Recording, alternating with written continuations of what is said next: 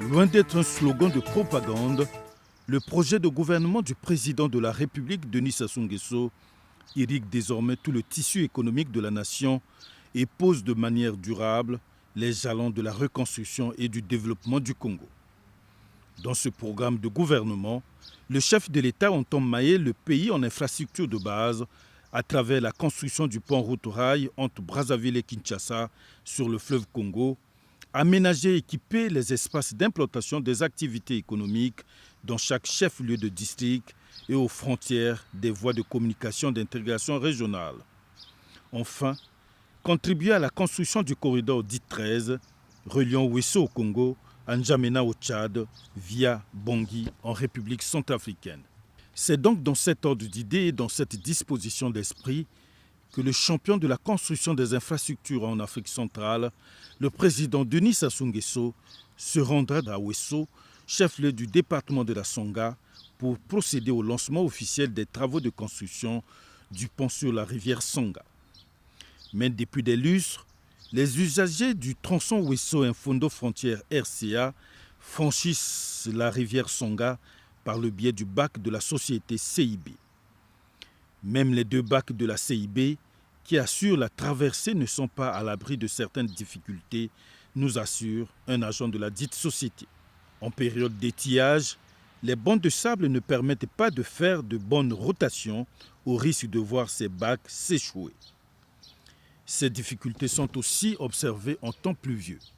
Selon le même agent, le sol argileux qui recouvre la chaussée n'est pas favorable à la circulation des véhicules, notamment les grumiers qui doivent attendre la traversée sur les deux rives de la Songa, causant ainsi un manque à gagner en temps pour les clients depuis le port de Pointe-Noire au Congo et Douala au Cameroun. La construction d'un pont de franchissement de la rivière Songa serait ainsi un ballon d'oxygène pour cette société, laquelle, à travers ses multiples activités, contribue à la diversification de l'économie congolaise, souligne cet agent de la CIB. Les conducteurs des poids lourds évoquent des difficultés relatives à la traversée. Lorsqu'on traverse par le bac là, vraiment c'est des difficultés parce que premièrement s'il y a beaucoup de voitures, il faut attendre, vraiment ça prend du temps. Parfois vous avez l'envie d'arriver de l'autre rive un peu à temps, mais vraiment c'est difficile. Il faut attendre, on va d'abord laisser les voitures de l'autre côté de rive, vous attendez et voyez-vous, donc ça prend du temps. Pour nous les chauffeurs, nous sommes habitués, soit tu arrives, soit tu passes. Je sais que le chef de l'État est toujours l'homme de parole. Je suis très content pour le chef de l'État, vraiment c'est un papa. Je suis très content. Longue vie au chef de l'État. Ça va éviter les longues files d'attente. Oui, ça va éviter, mais ça sera une bonne chose. Au moins de quelques minutes, vous traversez, vraiment c'est bon. Ça sera bien, vraiment. À notre président, vraiment, c'est bien vraiment pour les chefs de l'État. Bon, en fait, pour moi, aujourd'hui, c'est ma première fois d'arriver au port de Ouesso. Et je suis arrivé ce matin à 7 h et nous faisons déjà entrer pour pouvoir traverser. D'après moi, ça va très vite. Mais en venant, j'avais déjà la peur parce que les collègues se plaignent que chaque temps qu'ils arrivent ici, ça traîne trop. Ils font parfois les semaines là, avant de pouvoir traverser, que ce soit pour entrer ou bien pour sortir. Quand moi j'ai entendu parler de ce projet, vraiment, je suis ravi. D'après moi, je suis ravi parce qu'il faut vraiment le pont. Parfois, les difficultés des bacs en panne, ça fait que chacun retarde dans ses affaires. Donc maintenant, avec le pont, il suffit seulement de payer les tickets et pouvoir vite aller et rentrer et retrouver la famille. Je suis sorti de Cameroun, je suis arrivé au Congo. Oui, je vais seulement aller à Pokola pour aller charger le bois pour que je rentre à Douala. Actuellement, là, il y a un problème. Si nous sommes arrivés ici, parfois on casse seulement au niveau du bac. On ne peut pas traverser, parfois qu'on tape 2 jours, 3 jours pour payer le bac là. Mais les autres, ils paient 200 000. Les autres, ils paient 250 000. Il y a quelque chose qu'on va dire au président. Nous, on sortait de Cameroun, on venait ici. S'il y avait le pont, on n'a aucun de problème actuellement. Déjà, au niveau d'ici, on passe trop de temps. Vraiment, pour pouvoir traverser cette fleuve, il y a des jours, on fait 3-4 jours. Et c'est une réelle difficulté que nous vivons au quotidien. Le transport, c'est le temps. Et les riverains même de l'autre côté, ils devront bénéficier de ce pont parce qu'on dit quand la route passe, le développement suit.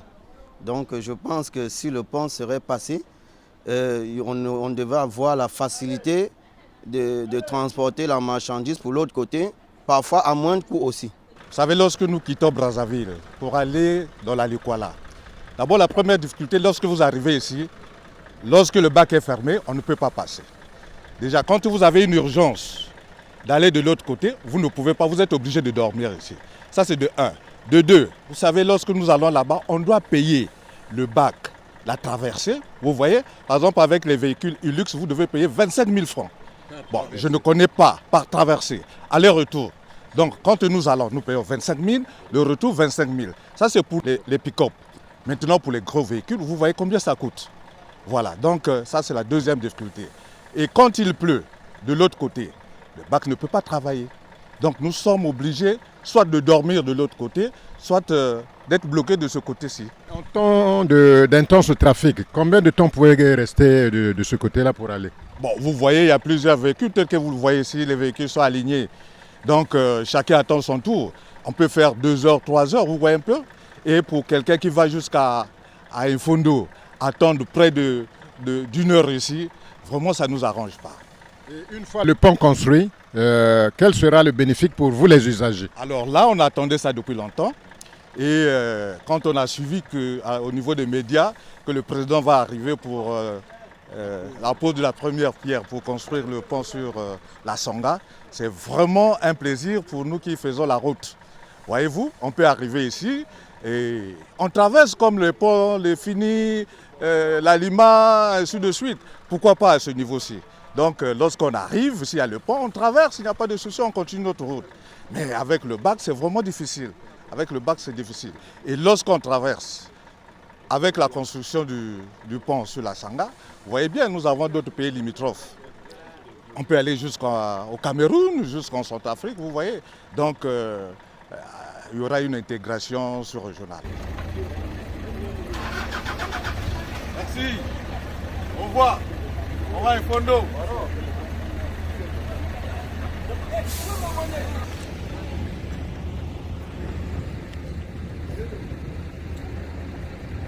Hormis les 2 bacs de la CIB, des pirogues motorisées communément appelées baleinières assurent quant à elles le trafic des passagers. Avec la construction de cet ouvrage immensément salutaire, la situation va s'améliorer au bénéfice de la population.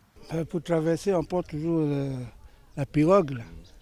La pirogue, on paye 1000 francs et puis vous traversez et vous allez de l'autre côté. Et ça se passe comment? C'est régulier? C'est tous les jours. Oui. Tous les jours. Samedi, dimanche? Tous les jours. Oui. Même pendant les fêtes. Oui. Mais une fois qu'il y a la tempête, un orage, est-ce que vous pouvez prendre la pirogue pour aller de l'autre côté? Oh non, là, ça serait difficile. Parce qu'il y a aussi des services qui ne vont pas accepter qu'on amène les gens dans des conditions comme ça. Un risque de noyade? Oui, c'est ça. Il y en a une noyade comme ça. Okay. Bon, maintenant, une fois qu'un pont sera construit pour relier les 2 berges de la Sanga, vous, en tant que ressortissant d'ici, comment vous avez fait ce geste? Ça sera notre joie. Ça sera notre joie puisque les tracasseries vont finir et puis les noyades ne seront plus là. Mais bon, on va traverser sans argent, à pied ou dans un véhicule. C'est pour nous le félicitons. Le président de la République, Denis Sassou Nguesso, parce que si c'est pas... Ils sont passés nombreux, on n'a pas pensé à nous, mais lui au moins il a pensé à nous. Donc c'est un papa qu'il faut lui jeter les fleurs. On souhaite qu'il y ait un pont, surtout moi qui reviens de la Likuala. S'il y a un pont, c'est la Likuala qui serait développée. Hein? Parce que là, les gens vont traverser, la traversée serait fluide, les gens vont aller faire le besoin, on peut aller en voiture, en famille, et puis la traversée. C'est ce pont-là, c'est ici qui bloque le corridor 13, c'est ici. Dès que le pont est construit, le corridor 13, en tout cas c'est Betou, c'est Infondo, c'est Epena, Bangui, Djamena. Les gens peuvent aller partout en excursion, partout. Le tourisme aussi va marcher, les gens vont rentrer dans la Likuala, les gens vont sortir dans la Songa, les gens vont aller dans Brazzaville, Pointe-Noire, ainsi de suite. C'est le souhait, c'est des prières des gens. Si ça a touché vraiment les sensibilités, des autorités, du président surtout, c'est à féliciter parce que vraiment, c'est ce que nous souhaitons. Parce que regardez dans les conditions là. Tu peux être bien habillé, tu as un sous-vêtement, tu voyages, mais traverser dans... Donc c'est vraiment le président n'a qu'à nous aider. Nous souhaitons vraiment qu'il y ait un pont pour nous aider. Ça c'est le sac de noix de palme, en tout cas, c'est trop important. Donc ça, nous aimons ça trop, hein, nous les Congolais. Donc si ce n'est pas ça, en tout cas, ça va juste à Pogola. À pied? Non, ça va rentrer dans la pirogue. La pirogue? Oui. Ça, tu vas payer ou bien? Non, c'est payant. C'est payant. Donc on paye un sac comme ça, mais 500 dans la pirogue. Pour traverser? Pour traverser. Cadeau de rêve émergent de la rivière Songa, ce pont sera une fenêtre ouverte sur d'autres localités du Congo et des pays voisins et rend dorénavant possible la fluidité du transport sur la Songa et les populations attendent fiévreusement la réalisation de cet ouvrage. Déjà, les populations attendent la réalisation de la promesse du président de la République qui a fait du désenclavement son cheval de bataille. Et donc, les populations ont vraiment du mal à traverser cette rive parce qu'elle est payante la traversée.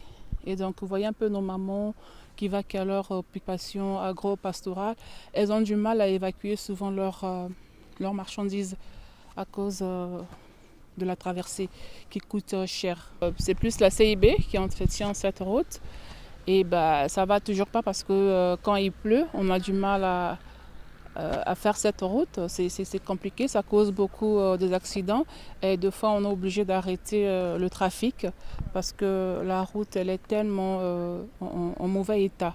Et donc vraiment c'est très difficile pour la population d'emprunter facilement déjà à traverser la rivière et emprunter la route Wesso-Pokola. C'est pas aisé, je ne peux pas me comparer à cette population parce que moi j'ai un véhicule 4x4, donc du coup, et puis moi je paye rien à la CIB quand je traverse cette rivière, je paye rien du tout et la population paye, donc on est là plus pour la population, hein, pas pour nous. Voilà, donc c'est vrai qu'elle n'est pas vraiment praticable, mais on fait avec. L'érection d'un pont sur la Songa va ouvrir les deux départements de la Songa et de la Likuala. Comme vous savez, la Likuala, c'est le département qui est resté le plus enclavé de notre pays. Et donc d'ici peu, si ce pont est érigé, ça va aider surtout la Likuala à sortir de l'enclavement. Il n'y a pas que le pont, il y a le corridor 13 qui est une route qui va commencer à Wesso en passant par Pokola et qui va s'arrêter à la frontière Congo-RCA. Donc moi je pense que cette route va vraiment aider beaucoup dans le transport. Vous voyez, ça va être vraiment la jonction des transports de nos départements, partout dans le pays au fait. Et pas que dans notre pays et dans la sous-région également. Donc voilà, ce sera vraiment, ce pont va contribuer au développement socio-économique de notre pays. Il y a un grand pont au sud, dans la partie sud du pays, qui est le Bakuilu. Et donc, dans un avenir proche, on va avoir un autre grand pont dans la partie septentrionale du pays. Et donc, pour moi, c'est comme si ce sont des ponts de l'unité nationale. Du nord au sud, on peut vaquer à ses occupations et voilà quoi. Se mouvoir comme on veut. Et franchement, la population de ces deux départements vont se mouvoir librement et sans contrainte dans leur activité, surtout agro-pastorale. C'est ça ce qu'on attend de ce pont et ça serait un grand ouf de soulagement pas que pour la Songa, pas que pour la Likuala, mais pour tout le pays en fait. Denis Sassou Nguesso a toujours évoqué la position stratégique de la Songa dans le développement du Congo. Département riche en ressources naturelles, la Songa avec sa capitale Wesso est promise à un bel avenir et devrait tenir le rang qui lui revient en matière de diversification de l'économie. Les fondations de ce développement seront donc posées par la dotation du département de la Songa en diverses infrastructures. Parmi les infrastructures, il y a la route Wesso-Bangui-N'Djamena dit corridor 13 qui est en train d'être aménagé par une société chinoise à la grande satisfaction des riverains. Nous sommes dans la zone de Mokeko, sur la route qui se manifeste qui part jusqu'à Centrafrique. Nous sommes tellement très fiers, pas seulement que moi, même mes amis, nous sommes tellement très fiers. Parce qu'avant, normalement, nous étions tellement enclavés. On était en difficulté. Regarde même le bois qui est à terre. C'est-à-dire, auparavant, on prend le bois comme ça, on met sur le dos, on amène ça à Ouesso. Mais maintenant, là, en tout cas, nous sommes déjà bien passés. Je coupe ça tout de suite en mini morceaux, je mets ça dans un moyen et ça va à Ouesso. Que ce soit les paniers de manioc, ça va à Ouesso dans les camions. C'est tellement important. Vraiment, nous soutenons le président pour l'action qu'il est en train de faire pour le développement.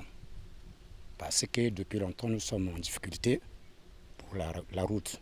Nous avons ici, avant on avait seulement que la piste agricole. Maintenant, par la route bitumée, ça doit nous faciliter à développer notre petite activité. Notamment agricole. Oui, c'est ça. Donc, on encourage, et nous sommes derrière le président, à l'encourager toujours de faire toujours les actions qui ont en train de satisfaire sa population. Bon, le message que nous pouvons dire, c'est de garder, de contrôler, parce que c'est notre bien. Ça nous aide, mais pourquoi bon que nous pouvons encore détruire? Et c'est de mettre la propriété et le garder pour notre bien. Si au niveau des chauffeurs, c'est-à-dire nous, la population, si nous voyons ceux qui se comportent mal comme ça, il faut l'exposer au niveau de la loi, pour que la loi puisse aussi leur punir selon ce qu'il a fait. En vue de la réalisation de cette route d'intégration sous-régionale, le gouvernement et la Banque de développement des États de l'Afrique centrale ont signé le 12 décembre 2022 un accord de financement de 100 milliards de francs CFA pour la réalisation de la première phase du projet d'aménagement du corridor 13 reliant Brazzaville, Ouesso, Bangui, N'Djamena. À cette occasion, un comité d'appui à l'organisation de la visite du président de la République dans le département de la Sangha a été mis en place par les filles et fils de ce département qui a pour mission d'appuyer les autorités nationales et départementales. L'œuvre que le président de la République va lancer dans le département de la Sangha est marquée de grands symboles. Et à ce titre, les populations de la Sangha qui ont interpellé son élite ont souhaité que l'organisation de cette visite soit des plus grandes. Et quand elle est la plus grande, elle devrait aller au-delà du simple conformisme administratif pour trouver une dimension, on aurait dit politique, mais une dimension sociale qui ferait éprouver autant aux populations de la Sangha qu'à son Excellence, Monsieur le Président de la République, la symbiose qu'il y a entre l'acte posé, l'homme qui pose l'acte et les bénéficiaires de cet acte. Ainsi, en notre qualité de membre du gouvernement et de fils du département, le consensus a voulu que je sois placé à la tête de ce comité dit d'appui, et son nom l'indique bien, nous appuyons l'action gouvernementale, nous appuyons les efforts des autorités locales pour que les populations de la Sangha, d'où qu'elles viennent, de Swanké, de Sembe, de Ngbala, de Pikunda, de Kabo, de Pokola et surtout de Ouesso, soient tous ou toutes impliqués dans la réception du président de la République, en incluant, il ne faut pas perdre de vue cette autre réalité de nos départements et de nos terroirs, en incluant tous les rituels nécessaires à l'accueil d'un aussi haut personnage, d'une personnalité des plus importantes de la République. Le président de ce comité, Ghislain Thierry Maguessa Ebomé, a mis en exergue les difficultés qu'éprouvent les populations pour effectuer la traversée de la rivière Sangha. À une époque, quand nous étions encore enfants, il fallait prendre des petits bateaux pour partir de Ouesso à Pokola. Ça nous ferait 48, 49, non, 60 km à peu près sur l'eau. Et c'était des voyages. Bon, pour nous jeunes, c'était des bons moments. Mais le temps qu'on y mettait était éprouvant. Le temps qu'on y mettait était éprouvant. J'ai moi-même le souvenir, qui peut être récent. Nous sommes en 2009. Nous avons été mis en mission pour vulgariser l'ouvrage publié juste avant la campagne 2009 du président de la République, Le Parler vrai pour l'Afrique. Nous avons été commis à faire le tour de la Songa avec quelques camarades et il fallait que nous partions à Pokola. Pour partir de Ouesso à Pokola, nous avons pris un canon rapide. Et au retour, la nuit tombée, nous étions autour de 19 h, le moteur nous a lâchés en pleine rivière, Sanga. C'était un des moments les plus éprouvants de ma vie. Pas seulement parce que c'était moi, mais parce que j'avais avec moi des frères et des sœurs qui découvraient la Sanga pour la première fois. Et j'avais l'épreuve de ce qui pourrait nous arriver à cette occasion dans un département dont je suis originaire, à l'occasion de la campagne du président de la République. Heureusement, nous avons eu un financier, un pilote adroit qui a pu régler le danger, nous éviter le danger, et nous sommes parvenus à Ouesso sans grande difficulté. Mais la même année, pour faire la relation entre les événements, je faisais pour la première fois la route Ouesso-Makwa-Brazzaville, à la même occasion, à l'issue de la même mission. Et il n'y avait pas encore le pont sur la Mambili. Il y a quelques années, j'ai assumé les fonctions de maire de la ville de Ouesso. Et vous voyez la zone, l'autre rive de la Songa qui mène vers Pokola est aujourd'hui une zone de production agricole pour les populations de Ouesso, parce que Ouesso est devenu une ville. Toute la production agricole se fait en périphérie de la ville. Je ne cessais de recevoir les plaintes des populations, des femmes productrices qui avaient la difficulté à traverser la Sanga pour aller produire de l'autre côté. À l'époque, j'ai pris une décision municipale qui garantissait la gratuité de la traversée sur le bac de la CIB à ces populations productrices. Et aujourd'hui, on sera des plus heureux de constater que ces difficultés ne feront désormais partie que des vieux souvenirs, mais des souvenirs d'une certaine épreuve et des souvenirs qui feront que l'édifice à venir soit protégé et soit compris comme une participation effective au développement du département de la Songa et du Congo. Quand vous suivez lui-même, le président de la République, vous dire et nous dire, pour rappeler aux Congolais l'effort fait par lui pour unir physiquement le territoire, il nous dit toujours, on peut partir du Kwilu jusqu'à la Sanga.